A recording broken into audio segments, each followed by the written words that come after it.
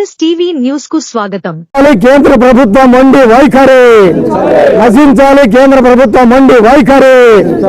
రైతులపై కేంద్ర ప్రభుత్వం తీసుకొచ్చిన నల్ల చట్టాలకు వ్యతిరేకంగా రైతులపై కేంద్ర ప్రభుత్వం తీసుకొచ్చిన నల్ల చట్టాలకు వ్యతిరేకంగా పోరాడదాం. రైతులకు సంఘీభావంగా పోరాడదాం. రైతులకు సంఘీభావంగా పోరాడదాం. రైతులు డిమాండ్ల సాధనకై పోరాడదాం. రైతుల డిమాండ్ల సాధనకై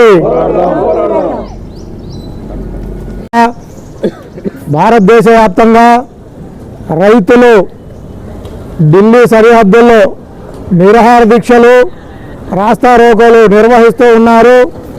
దానికి గల కారణం భారతదేశంలో పండిస్తున్నటువంటి అన్ని పంటలకు సరైన గిట్టుబాటు ధర కావాలని, స్వామినాథన్ కమిషన్ని అమలు చేయాలని, గతంలో ప్రభుత్వం ఇచ్చినటువంటి హామీలను నెరవేర్చాలని, రైతులు గతంలో నిరాహార దీక్ష 1 సంవత్సరం పాటు నిర్వహించడం జరిగింది. ఆ సందర్భంగా 750 మంది రైతులు చనిపోయారు. రైతుల మీద అలాగనే ఎన్నో కేసులు ప్రభుత్వం పెట్టడం జరిగింది. ఆ కేసులన్నీ ఎత్తివేయాలని చెప్పేసి, రైతులకు సరైన గిట్టుబాటు ధర కల్పించాలని చెప్పేసి రైతులు ఎప్పటి నుంచో ధర్నాలు రాస్తారోకోలు చేస్తూ ఉన్నారు. భారత ప్రధానమంత్రి ఈరోజు మేము రైతులకు సరైన గిట్టుబాటు ధర కల్పిస్తామని చెప్పేసి హామీ ఇచ్చి ఆ హామీని తుంగలో దొక్కి రైతులపై దమనకాండని ప్రయోగిస్తూ ఉన్నాడు. ఈ బీజేపీ చేస్తున్నటువంటి నిరంకుశమైన పరిపాలన, ఈ పరిపాలనని తిప్పికొట్టాలని చెప్పేసి రైతులు పండించిన పంటలకి అన్ని విధాల గిట్టుబాటు ధర కల్పించాలని, రైతులు చేస్తున్నటువంటి ధర్నాలకి రాస్తారోకోలకి నిరసన కార్యక్రమాలకి ప్రజలు ప్రజాస్వామికవాదులు అందరూ మద్దతు తెలపాలని చెప్పేసి ఈ సందర్భంగా ప్రజా సంఘాలుగా మేము ప్రజలను విజ్ఞప్తి చేస్తూ ఉన్నాం. కేంద్ర ప్రభుత్వం స్వామినాథన్ సిఫారసు చేసిన కమిటీ ఎమ్మటే రిపోర్టును అమలు చేయాలి. రైతులు పండించే అన్ని పంటలకు పార్లమెంట్లో గిట్టుబాటు చట్టం అమలు చేయాలి. కేంద్ర ప్రభుత్వం మొండి వైఖరి నశించాలి. రైతుల పట్ల కేంద్ర ప్రభుత్వం మొండి వైఖరి నశించాలి. రైతులు పండించిన అన్ని పంటలకు ప్రభుత్వం వెంటనే గిట్టుబాటు చట్టం చేయాలి.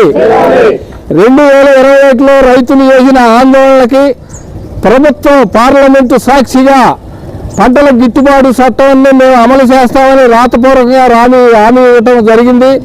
దాన్ని అమలు చేయాలని గత వారం 10 రోజుల నుంచి ఢిల్లీ సరిహద్దుల్లో ఒక 5 రాష్ట్రాల రైతులు మీరు పార్లమెంటు సాక్షిగా ఇచ్చిన హామీని అమలు చేయమని వాళ్ళు ప్రభుత్వానికి వాళ్ళ బాధను చెప్పుకోవటానికి ఢిల్లీకి బయలుదేరితే హర్యానా సరిహద్దులోనే వాళ్ళు ఆపటం జరిగింది.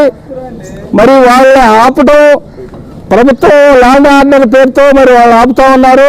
అయితే వాళ్ళు చేస్తున్న క్రూరమైన విధానం, ఆ రోడ్లకి రైతులు పోకుండా మేకుల బాధతో, మరి అట్లనే నీటి పిరంగులతో దాడి చేయటం, డ్రోన్ల ద్వారా విషవాయువులను వెదజల్లటం, అట్లనే కంచెలు వేయటం, మరి ఇసుక టిప్పర్లు రోడ్లకు అడ్డంగా తెచ్చి పెట్టడం, సిమెంట్ దిమ్మల్లో పెట్టడం, ఇలాంటి ఒక క్రూరమైన దుర్మార్గమైన ఒక ఆలోచనతో ఈ ప్రభుత్వం రైతుల మీద దాడి చేస్తూ ఉంది.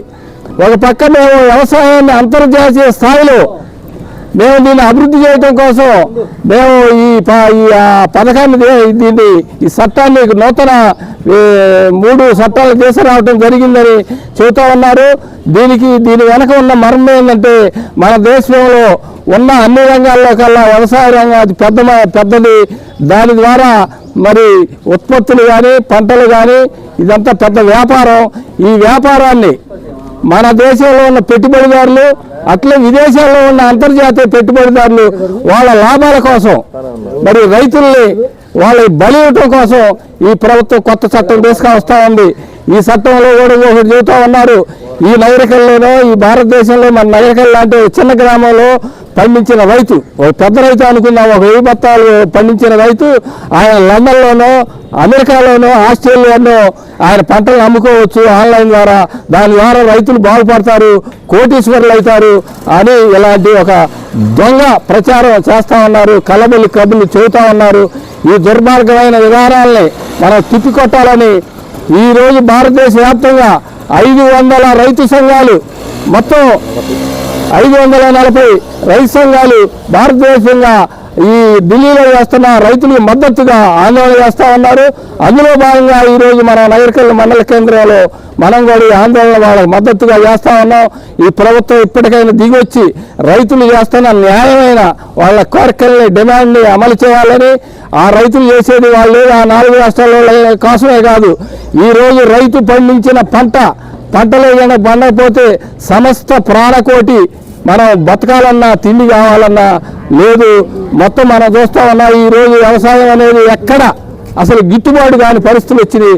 ఇలాంటప్పుడు కూడా కేంద్రం, రాష్ట్ర ప్రభుత్వాలు రెండు కలిపి రైతులను ఎట్లా ఆదుకోవాలి, వాళ్ళు పండించిన పంటలకు గిట్టుబాటు అయ్యే పద్ధతి మనం ఏ అమలు జరపాలి అది ఆలోచించాలని, అది ఆలోచించకుండా ఇటువంటి దుర్మార్గులు, ఇలాంటి దుర్మార్గమైన కుట్రలు, వాళ్ళు ఏదైనా ఉగ్రవాదులా లేకపోతే విదేశీ టెర్రరిస్టులా, ఇలాంటి రైతుల మీద అలాంటి నెపాలు మోపి వాళ్ళ మీద దాడి చేయటం మంచిది కాదు. దీన్ని మనం అందరం ఖండించాలని, రైతులకి అండగా మనం అందరం నిలబడాలని మీ అందరికీ నేను విజ్ఞప్తి చేస్తా ఉన్నాను.